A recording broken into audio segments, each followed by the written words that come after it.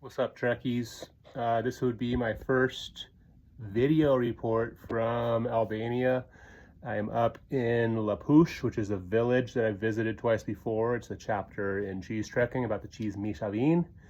And I'm inside of an old abandoned stan, which are the summer grazing areas like Alpage or Planinas.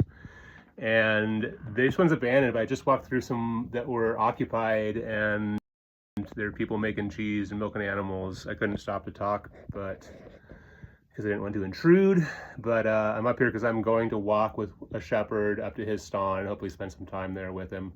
If it works out, we don't know. It's all uncertain, as always.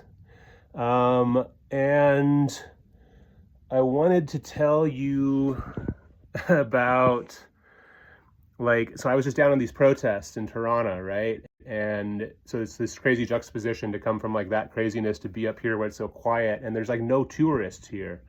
It was the same at the hostel I was at in Tirane. There were like 3 people.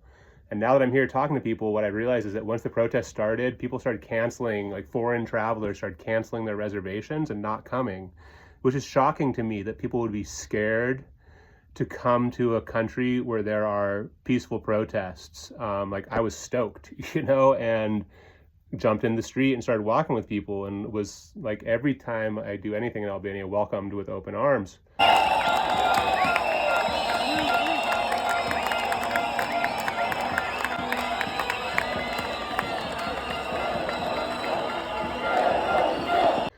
So it seems really strange to me that people would look at this as being like something dangerous. Maybe there's fear of like police retaliation, and but still at the same time, like, why? I don't really get it. Why would you be scared of democracy in action? There's maybe some detrimental effects in the loss of money for people who are running guest houses in places like this.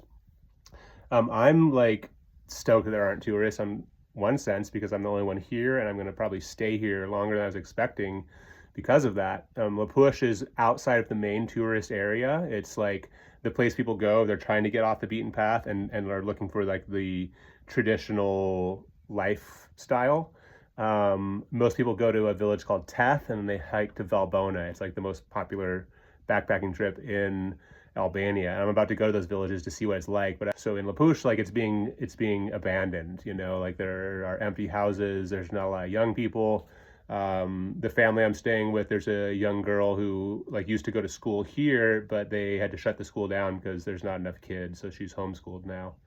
And so that's the reality of this region. And one of the things that could, provide a future for people who live here is tourism.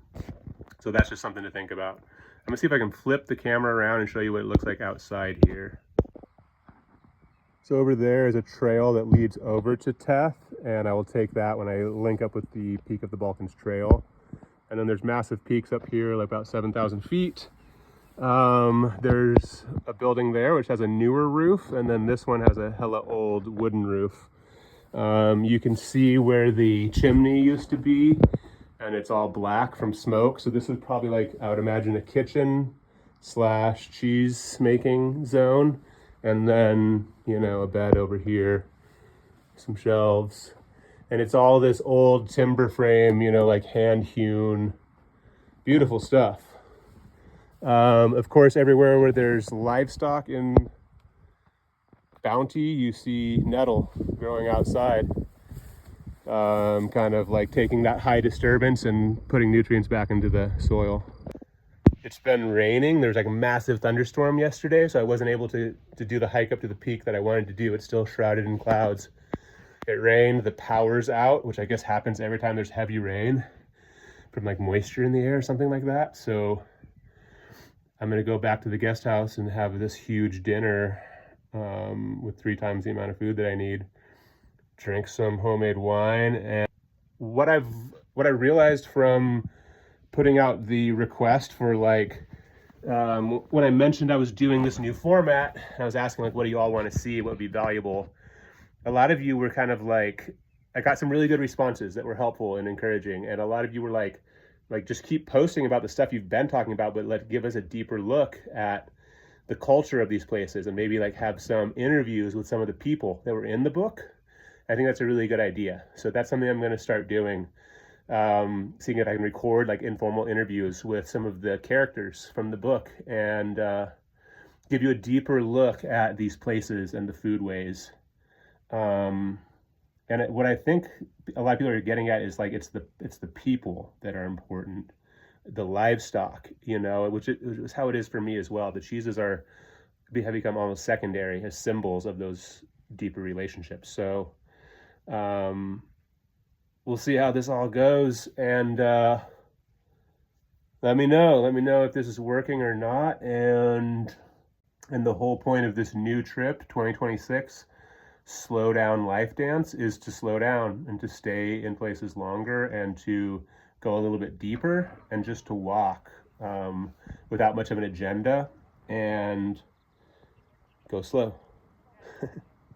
All right then, cheers. Faleminderit. Papsham.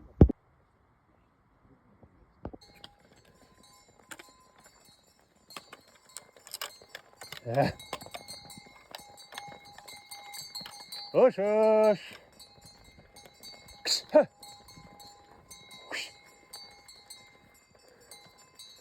Let's go, little big balls. Osh, osh.